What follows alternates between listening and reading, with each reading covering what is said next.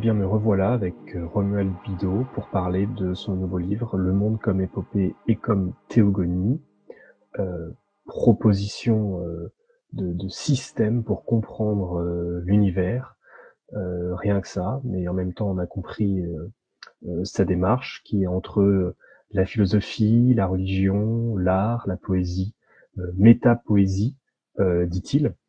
Et donc, selon Romuald, qui est avec moi, je parle comme si tu n'étais pas là, Romuald, mais tu es bien là, Bonjour, bonjour à n'est-ce pas? tous.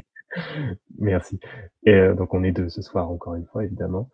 Et ce qu'on a dit très brièvement, très bref récapitulatif de l'épisode précédent, on a essayé de montrer avec toi que l'univers irait à la fois vers plus de complexité, vers plus de d'unité, ce qui reste à expliquer peut-être un peu plus en détail aujourd'hui, et vers plus de conscience, vers même une conscience supérieure. On s'était arrêté là, si je me souviens bien, une Oui, conscience tout à fait. supérieure. Est-ce que cela s'apparente à ce que tu appelles Dieu dans ton ouvrage, dans ta pensée, Romuald? Exactement. Alors exactement, mais maintenant il faut expliquer les choses. Oui, l'idée que l'univers converge vers une conscience supérieure à travers, j'insiste là-dessus, l'action humaine. On verra concrètement comment ça peut fonctionner. C'est bel et bien l'idée que Dieu est le but de l'univers. Voilà comment, en une phrase, je définirais Dieu, même si ça ne dit encore rien. Dieu est le but de l'univers et non pas, comme dans les religions monothéistes, le christianisme, le judaïsme ou l'islam, n'est pas sa cause première. Donc déjà ici, ça pourrait permettre d'unir science et religion, puisque je serais totalement d'accord avec la science pour dire que l'univers naît de manière hasardeuse, de manière contingente, mais les religieux ont raison sur la finalité de l'univers. L'univers vise à engendrer Dieu. Alors, pour comprendre comment j'ai pu en arriver à cette constatation, je veux Engendrer simplement... Dieu, excuse-moi, Oui, je te coupe, engendrer vas-y, Dieu, vas-y. et donc enfin, disons-le, engendrer Dieu en un mot, la théogonie. Oui, Faire la jeunesse de Dieu, effectivement. faire Oui, advenir le oui. divin. On l'avait pas Tu dit, je fais... crois, la C'est dernière vrai qu'on ne fois. l'avait pas dit, tu fais bien de le dire parce que c'est important au niveau des termes. La Je te laisse. théo c'est Dieu, hein, et gonie, ça va concerner la naissance. Donc la théogonie, ça veut dire littéralement la naissance de Dieu ou des dieux. Mhm, Hein. Il y avait la théogonie d'Hésiode dans, bien sûr. ouais, dans la Grèce antique. Donc ça a raconté la naissance des dieux, du panthéon de l'Olympe. Là, c'est la naissance de Dieu, voilà, au sens le Dieu, au sens fort du terme. J'aurais à préciser ce qu'il faut entendre par Dieu. Hein. Et la démarche a été de partir du constat que les dieux des religions monothéistes ne sont pas satisfaisants.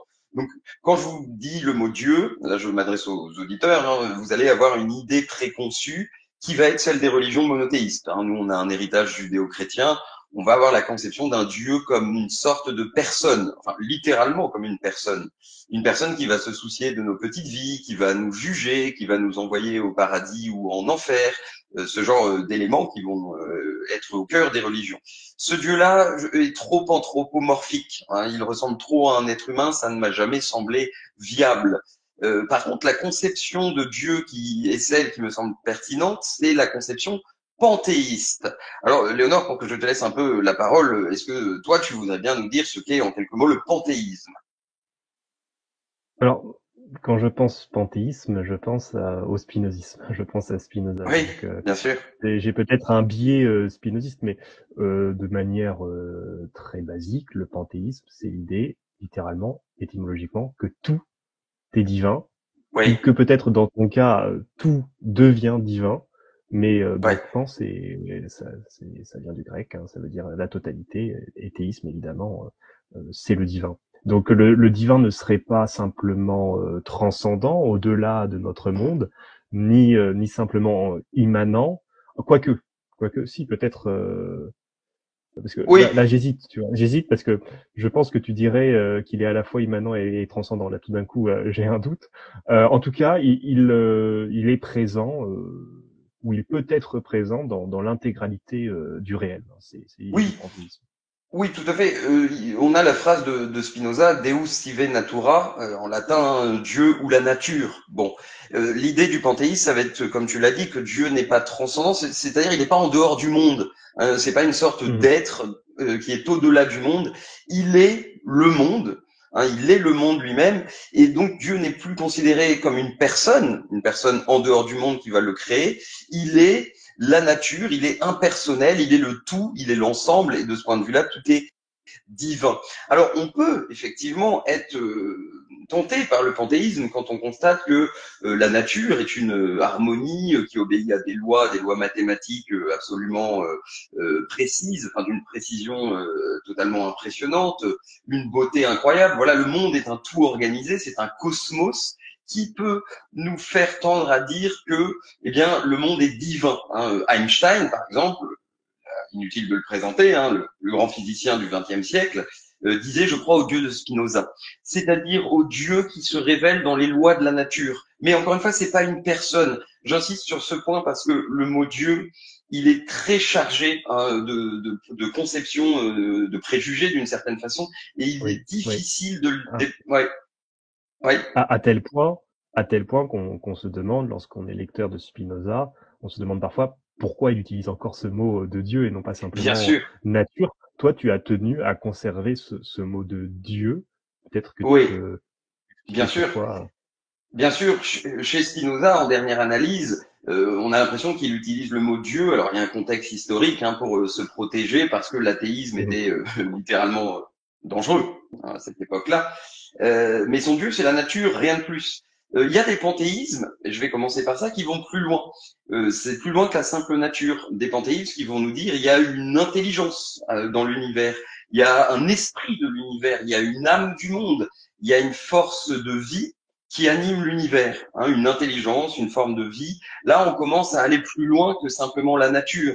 On ajoute que dans la nature, il y a des forces, donc une force vitale, une force d'intelligence, un logos, auraient dit les Grecs, une raison à l'œuvre dans le monde. Donc là, on a un panthéisme qui va commencer à aller un petit peu plus loin que simplement la nature. Donc effectivement, le panthéisme est quelque chose d'intéressant que je ne rejette pas. J'ai une forte tendance panthéiste. Mais tu as dit quelque chose de très pertinent tout à l'heure, du point de vue de mon système. Tu as dit peut-être que chez toi, dans ta pensée, tout n'est pas divin, mais tout devient divin. Et c'est là où se fait le point de jonction, c'est que en général, les panthéismes, comme le spinozisme, et surtout le spinozisme, sont des pensées statiques. Il n'y a pas de processus d'évolution.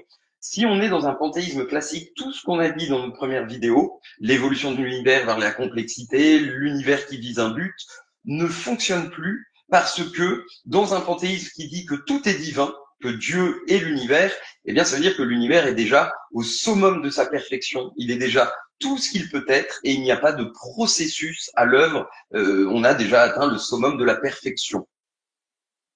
Et donc, si j'ai bien compris, tu relis l'idée de l'évolution, notamment l'évolution des espèces, à l'idée d'une évolution divine, d'une théogonie.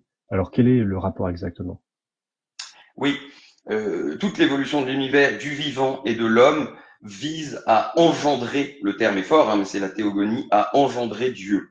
Alors ici, je m'inspire essentiellement d'un penseur qui a eu un instant de célébrité, mais qui est tombé totalement dans l'oubli de nos jours. Il s'agit du Pierre Teilhard de Chardin. C'est un prêtre jésuite initialement, donc qui était philosophe, théologien, et qui en plus de ça était scientifique. Il était paléontologue, donc il a énormément travaillé en allant sur le terrain, notamment en Chine, en Afrique, sur la transition, enfin sur la naissance de l'humanité, son apparition, les premiers hommes, les premières formes d'espèces humaines.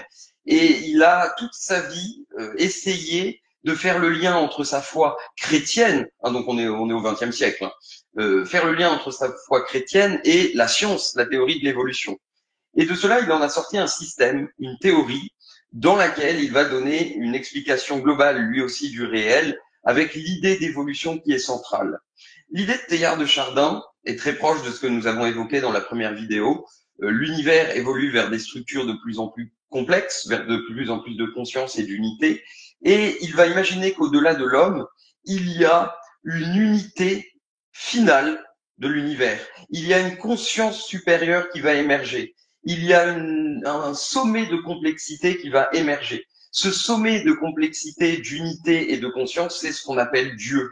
Dieu, c'est en fait une conscience cosmique, hein, ce sera une conscience à l'échelle de l'univers, hein, qui sera engendrée par l'évolution et notamment l'évolution de l'humanité. On évoquera concrètement après quelles sont les différentes voies qui permettront l'engendrement de Dieu. Ce que Teilhard dit est intéressant. L'unité dont il parle, il appelle cela le point oméga. Le point oméga, c'est le terme de l'évolution cosmique et humaine, là où Dieu, la conscience supérieure, émerge. Ce Oméga, concept, dernière lettre exactement, de l'alphabet grec, évidemment. Exactement, de l'alphabet, oui. Une petite question, parce que je crois qu'on n'a pas été très explicite la dernière fois là-dessus. Oui. On a parlé d'accroissement, comment dire, d'émergence de la conscience et de la complexité. Maintenant, la question de l'unité.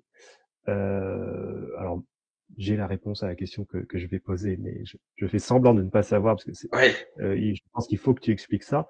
Quel est le rapport entre complexité et unité? Parce que on pourrait penser que cela ne va pas ensemble. En fait, si.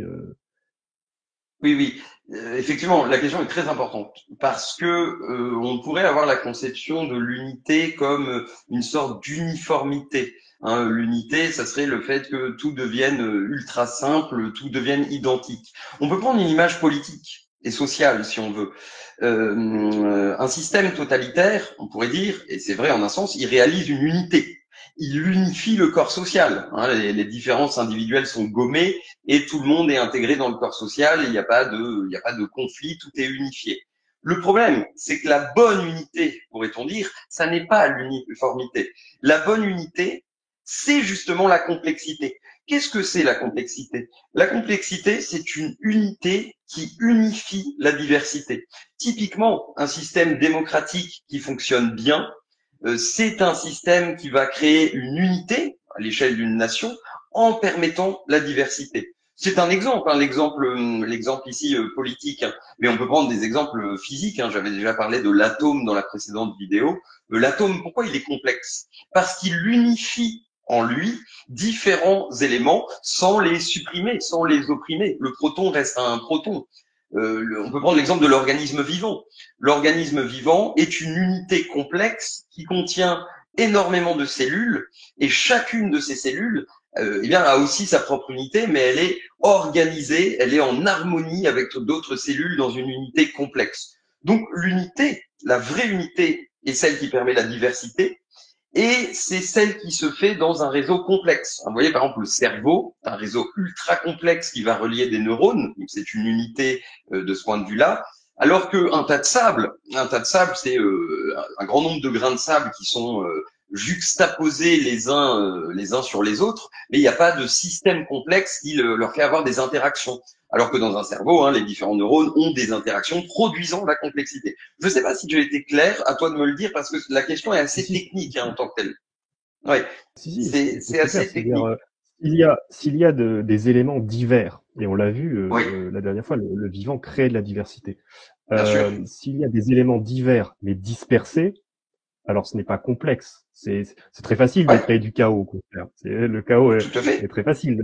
Je sais pas pourquoi tout d'un coup je pense au bébé qui casse les tours, qui casse ce qu'on a construit, le plaisir de casser. Bon, c'est très facile de casser les choses.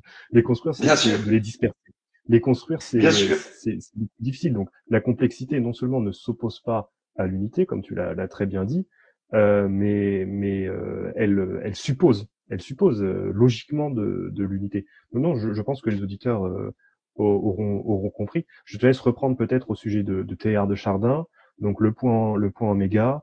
Peux-tu nous en dire plus et aussi nous dire finalement ce qui te distingue aussi de Teilhard de Chardin, peut-être. Enfin, je te laisse. Tout à fait. Alors, effectivement, il y a beaucoup de choses à dire. En premier lieu, je vais rebondir sur ce que tu as dit parce que tu as totalement raison. Quand tu as dit c'est très facile de détruire de la diversité qui n'est pas unifiée, c'est un chaos. C'est très facile. Et en fait, c'est totalement ça. L'univers va du chaos vers l'ordre parce que on part on part du Big Bang, hein, donc une explosion primordiale, et on part de particules élémentaires dispersées qui petit à petit vont s'organiser pour former des structures complexes, hein, des galaxies, des étoiles, des planètes, ensuite des êtres vivants. Ça, on en a déjà beaucoup parlé des êtres vivants. Donc l'univers va du complexe, enfin va du chaos vers la complexité. Sans oublier encore une fois, hein, ça faut toujours garder ça à l'esprit, sinon on va se dire mais cette thèse elle fonctionne pas. Que c'est pas une marche en ligne droite. Il y a des stagnations, il y a des Oui, régressions. Je l'avais déjà précisé la dernière fois, oui. parce qu'il y a une force. Oui, C'est la question que j'allais te poser, la question classique qu'on appelle en philosophie, pour ceux qui connaissent, la question de la théodicée. Tu nous oui, parles de progression vers l'unité, et puis bientôt on en reparlera, la béatitude, le bonheur. Mais oui, notre monde est ravagé par des crises humanitaires, des guerres en tout oui. genre actuellement.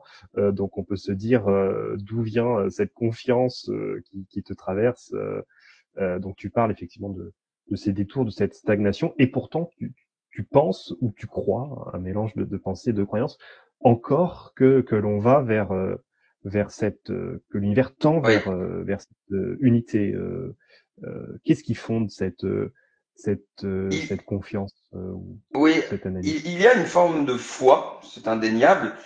Tu parlais de la théodicée étant le fait d'essayer d'expliquer le mal dans le monde, le mal et la souffrance dans le C'est monde, ça. et notamment si on part d'un principe d'un Dieu créateur, bon, tout-puissant, comment est-ce que la souffrance et le mal peuvent exister si Dieu est bon et tout-puissant? Soit il est bon et dans ce cas-là il n'a pas pu vouloir le mal, soit il est tout puissant et dans ce cas-là, il aurait pu empêcher que le mal existe. Eh bien, la question de la théodicée ne se pose pas dans mon système car on ne part pas d'un Dieu parfait.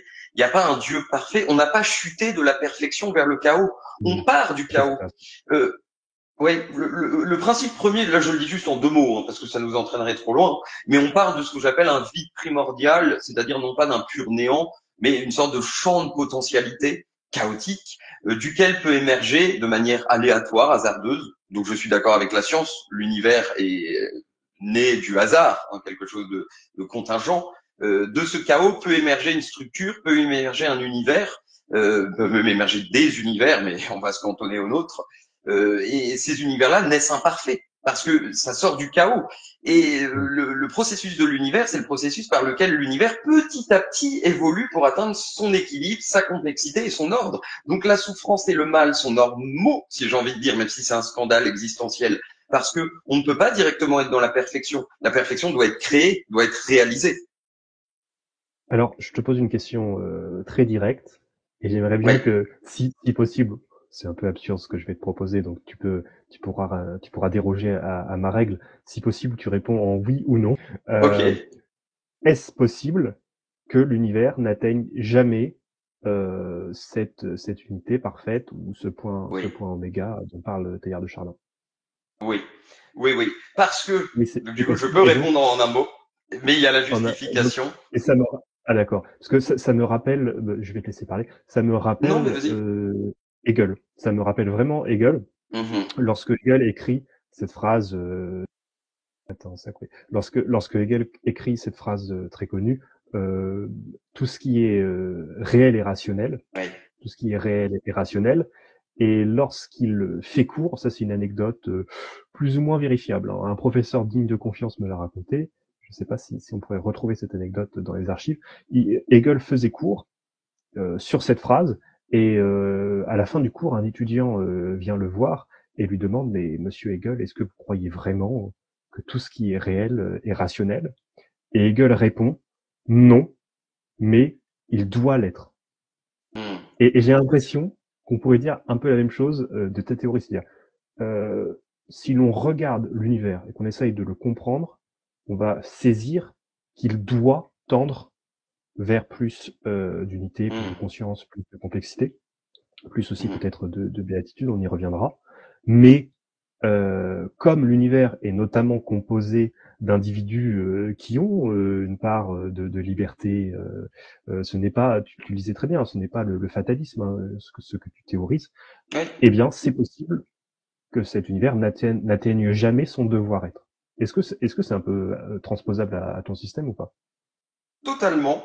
Alors, je rebondis, évidemment, j'ai une grande inspiration hegelienne parce que Hegel, c'est ça. Alors, d'une manière différente, mais Hegel, c'est l'idée que l'histoire, eh bien, le processus de progrès, c'est l'esprit qui se réalise et qui atteint la pleine conscience de lui-même, notamment à travers l'histoire de l'humanité. Donc, évidemment, il y a une forte inspiration hegelienne. La différence peut-être avec Hegel, c'est que je pense que dans l'univers, il y a une force opposée à la force de vie, une force de chaos et de destruction qui là est entièrement irrationnelle. Et cette force fait que, oui, l'univers peut ne pas aboutir. L'avenir n'est pas écrit.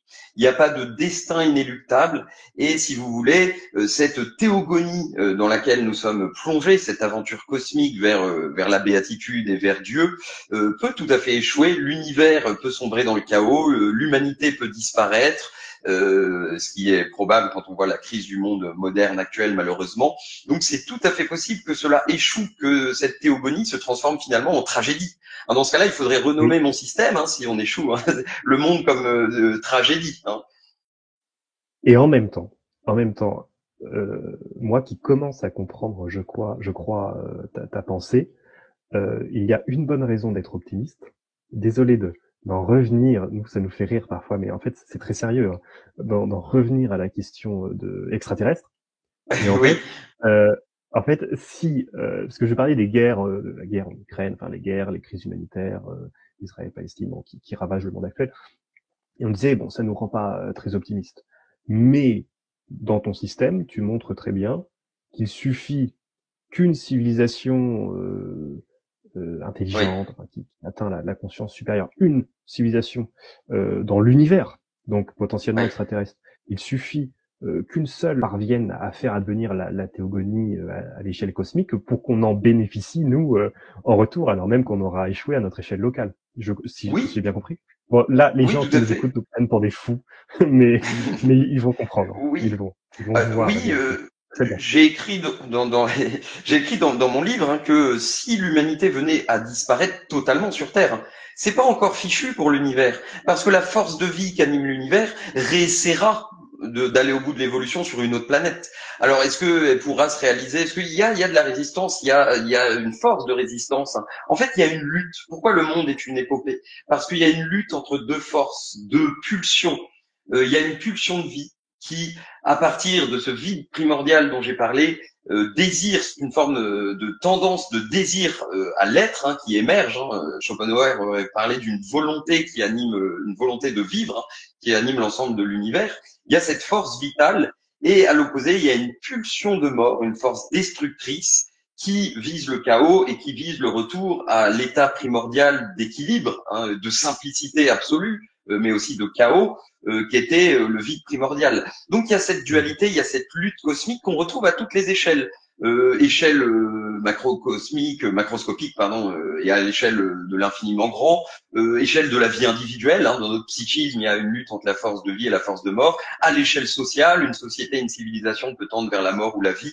Donc ces deux pulsions sont en lutte et ça fait que la victoire n'est pas assurée, et on va le développer peut-être même plus dans la troisième partie, mais ça dépend, alors à petite échelle, mais aussi de chacun. Nous sommes acteurs de la grande théogonie universelle. Et tout cela, cette notion de lutte, ça, on le retrouve pas chez Teilhard de Chardin. Donc là, on verse dans ton système. Il y a quand même chez Teilhard de Chardin cet aspect de lutte. Ce qui va me distinguer de Teilhard de Chardin, c'est que Teilhard reste chrétien. Et selon lui, il y a Dieu comme point oméga, mais il y a aussi Dieu comme alpha. Il ne peut pas se détacher d'un Dieu créateur qui tout puissant qui aurait créé le monde.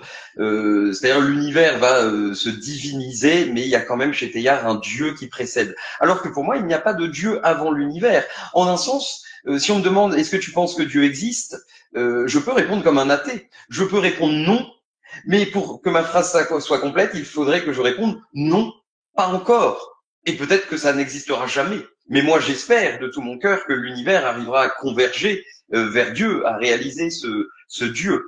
Finalement, pour le dire d'une façon, encore d'une autre façon, l'univers doit devenir Dieu. L'univers doit devenir Dieu, doit se métamorphoser en Dieu, et on va devoir préciser qu'est-ce que j'entends par là, parce que Dieu, ça veut tout et rien dire. Et c'est à travers l'action de l'homme ou de d'autres civilisations conscientes que, eh bien, ça peut se réaliser, que Dieu peut se réaliser pleinement. Oui, donc effectivement, tu anticipes les bonnes questions, hein. Faudra essayer d'expliquer en quoi cela serait une bonne nouvelle, finalement, l'avènement de la complexité, de la conscience, de l'unité à l'échelle cosmique. Donc, en tout cas, ce qui est sûr, c'est que l'univers doit devenir de plus en plus conscient de lui-même, notamment donc par l'intermédiaire de l'humain, de l'humanité. Autrement dit, et on peut le dire aussi comme ça, il devient de moins en moins inconscient. Peut-être peux-tu dire assez rapidement ce qui te fait distinguer conscience, inconscient. Enfin, qu'est-ce que tu appelles conscience exactement? C'est quelque chose d'assez spécifique chez toi, parce qu'on peut parler même de conscience cosmique, pas simplement individuelle. Donc, Oui, une phrase pour la définir. oui, bien sûr. La conscience, c'est le fait de pouvoir se connaître soi-même. Hein, c'est le fait de pouvoir s'observer dans le miroir de la conscience. C'est une autoconnaissance. C'est pas directement la pensée. Hein. Quand on dit conscience, on va penser directement au fait de penser. En réalité, actuellement, l'univers est animé par un psychisme inconscient. Hein, et c'est là où je rejoins le panthéisme. Il y a bien déjà une forme de divin dans l'univers, d'intelligence qui organise le monde et de force de vie, mais tout ça est inconscient pour l'instant. Et c'est à travers le seul degré de conscience que l'univers a pour l'instant, il est à travers l'homme. Et la conscience, c'est la connaissance de soi qui va permettre le bonheur. C'est-à-dire que si l'univers peut se connaître pleinement lui-même, connaître la diversité qu'il contient, connaître la beauté qu'il contient, eh bien, il éprouvera un sentiment de joie et de satisfaction. La conscience, voilà, c'est la connaissance de soi. Alors, dans mon livre, hein, il y a des aspects beaucoup plus techniques, mais ici, je reste synthétique et je reste le plus clair possible. Mais la conscience Mais, va être le moyen de la béatitude. C'est un moyen. La mais fin est le bonheur, la béatitude, la conscience est le moyen, oui. alors, je vais me permettre de mettre un bâton dans tes roues. Euh, L'univers, l'humanité et l'univers ne connaîtront-ils pas aussi, en même temps, le mal dans l'univers et la laideur dans l'univers? Pourquoi insister sur le bien et sa beauté? Oui, il est vrai que le premier point de questionnement qu'on peut avoir face à ma doctrine, c'est que, mais attendez, vous nous dites qu'on va vers plus de conscience et vers plus de bonheur, mais ça va pas ensemble.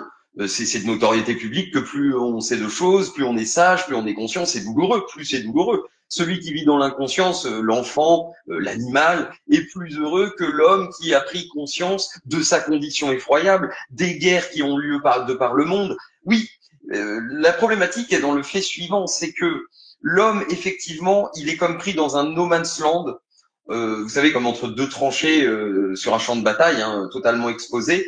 Il est dans un no man's land entre l'inconscience, mais l'inconscience qui n'est pas un bonheur.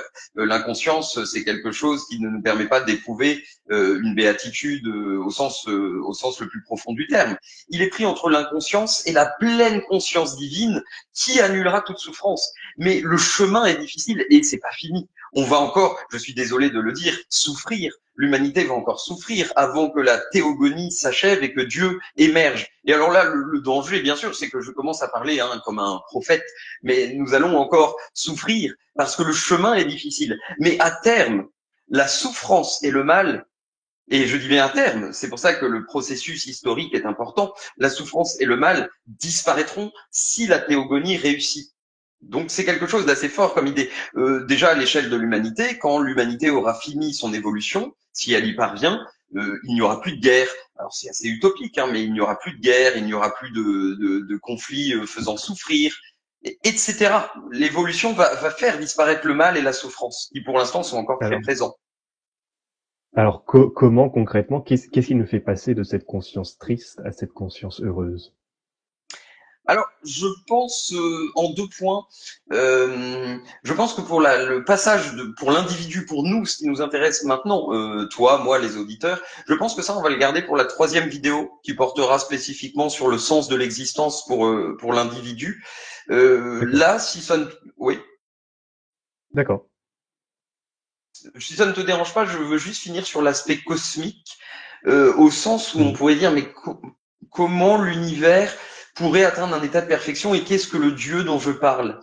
Le Dieu cosmique dont je parle, l'univers achevé, hein, c'est une conscience universelle, un esprit universel qui sera pleinement éveillé, même dans la matière. Et c'est là où on rentre dans quelque chose de très mystique sur lequel je ne vais pas trop insister, mais je pense qu'au terme de l'évolution, une conscience supérieure va émerger et pourra refaçonner l'univers. Elle pourra aller à l'encontre de l'entropie, hein, la tendance au chaos, faisant que le temps ne sera plus quelque chose de destructeur. Elle pourra réécrire la réalité, réécrire les lois de l'univers. Elle pourra, la matière elle-même se spiritualisera d'une certaine façon. Là, on rentre dans de l'eschatologie, hein, c'est-à-dire sur des discours mystiques sur la fin des temps, hein, sur l'univers tel qu'il sera à la fin des temps. Je ne vais pas insister là-dessus parce que ça, ce sera dans des millions d'années, voire plus. Donc pour l'instant, on va recentrer après sur ce qui nous concerne nous. Mais c'est quand même important pour moi de le dire que l'univers, si ça fonctionne, on peut encore échouer, hein, mais si ça fonctionne, est voué à devenir un paradis. C'est voué à devenir un paradis. Et là, je le dis d'un point de vue spirituel, mais du point de vue de la technologie, hein, vous avez des gens qui défendent le fait que un jour l'humanité développera des technologies tellement poussées dans des millions d'années hein, que elle pourra réécrire l'univers et ses lois. Là, on est parti très loin. Oui, alors je sais jamais, j'hésite entre utopie et dystopie parce qu'on sait très bien que lorsque que des humains ont accès à un tel pouvoir, ils l'utilisent autant pour le bien que pour le mal. Donc réécrire les lois de Oui, l'univers, bon, je ça peux pas m'empêcher de douter de ton optimisme, mais Et puis c'est prométhéen. On a de nos jours le transhumanisme qui veut l'idéologie transhumaniste selon laquelle la technique va permettre de modifier l'homme, d'améliorer l'être humain. Et déjà aujourd'hui, par des différentes technologies, hein, des biotechnologies, des prothèses. Mais déjà rien que ça, c'est effrayant. À juste titre, on se méfie du transhumanisme. L'homme qui modifie l'homme au niveau même biologique, c'est effrayant. Alors imaginez ce que là je suis en train de présenter c'est même plus l'homme qui modifie l'homme, c'est l'homme qui modifie l'univers. Hein, là, ça part très très loin. Mais je précise que je ne suis pas un fou dans son coin à imaginer ça. Hein. Il y a toute une tradition de pensée. Hein. Vous avez par exemple un courant de pensée qui s'appelle le cosmisme en Russie. C'est quelque chose mhm. qui s'est développé au 19e siècle. C'est un courant de philosophie que certains prétendent ancêtre du transhumanisme. Donc voilà, grosse révélation. Le transhumanisme n'est pas l'apanage de la Silicon Valley et du monde Silicon Valley et du monde anglo-saxon. Hein. Il aurait des racines. La plus révélateur. Ah, Qu'est-ce que j'ai j'ai cru que tu dit? avais dit la silicone. Non, c'est moi en fait. J'ai cru que tu avais dit la Ah, silicone fanée. Mais en ah fait, non, bah, peut-être que j'ai dit ça parce que ma langue a fourché. Ce serait vraiment un lapsus très intéressant. Et oui, parce que selon moi, le projet transhumaniste est vain. Parce que pour répondre à ta question, si l'homme développe la technique sans développer le spirituel, on définira le spirituel, hein, ou la sagesse, si on veut faire simple, on va dans le mur. La technologie nous mènera dans le mur.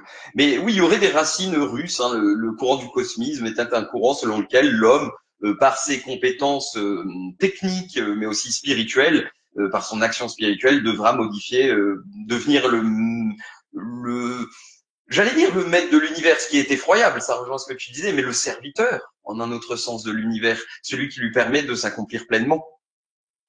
oui, et donc j'en viens à la dernière question qu'on avait prévue pour cette partie de Oui, l'entretien. tout à Tu as fait. commencé à y répondre, mais peut-être que tu veux préciser encore un peu pourquoi le progrès dont tu parles, qui est notamment un progrès technologique, Mhm. sera aussi un progrès spirituel et donc ne nous mènera pas à l'enfer ou à ce que tu appelles le nihilisme, c'est-à-dire l'absence de spiritualité totale, l'absence totale de Mhm. spiritualité.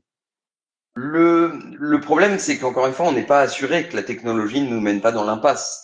Et tout à l'heure, je passais pour un optimiste excessif, et je vais mettre un peu de pessimisme, c'est que l'état actuel du monde me fait penser que nous ne sommes pas vraiment en train de prendre la bonne voie. Hein.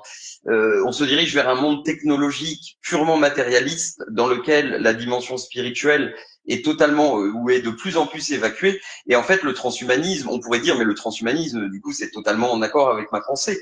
Non, parce que le transhumanisme est le dernier né de la religion, j'appellerais ça comme ça, matérialiste. Hein, cette religion qui considère que tout n'est fait que de matière, alors que moi je considère qu'il y a de l'esprit, hein, de l'esprit qui n'est pas réductible à la matière.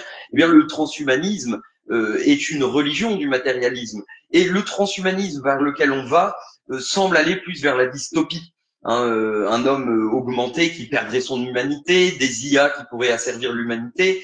Et j'écrivais à un moment donné dans mon livre qu'il ne faudrait pas que la théogonie, et ce sera ma dernière idée pour cette vidéo, il ne faudrait pas que la théogonie devienne c'est un néologisme pas très beau, mais devienne une satanogonie, c'est-à-dire une naissance de Satan. Il ne faudrait pas qu'on engendre le mal au sens, par exemple, d'une super IA, une super intelligence artificielle sans cœur et sans âme qui réduirait l'humanité en esclavage, par exemple. Alors, c'est un peu de la science-fiction, hein, mais il ne faut pas qu'on aille vers le monde diabolique. Diabolique, c'est symbolique ici, hein, que serait le monde froid et obscur de la technologie sans âme. Mais fort heureusement, tu vas suggérer quelques moyens individuels et collectifs pour Oui. se battre contre, j'allais dire, les forces du mal. Ça y est, les gens vont encore une fois nous trouver fous et simplificateurs, mais disons, pour en tout cas trouver le sens de sa vie, le sens de l'existence et le mettre en œuvre, le mettre en acte, quand bien même la victoire, comme tu dis, restera incertaine. Donc je te propose d'en reparler Exactement. dans une troisième et dernière partie. Eh ben, ça me va très bien. Merci. À tout à l'heure. À tout à l'heure.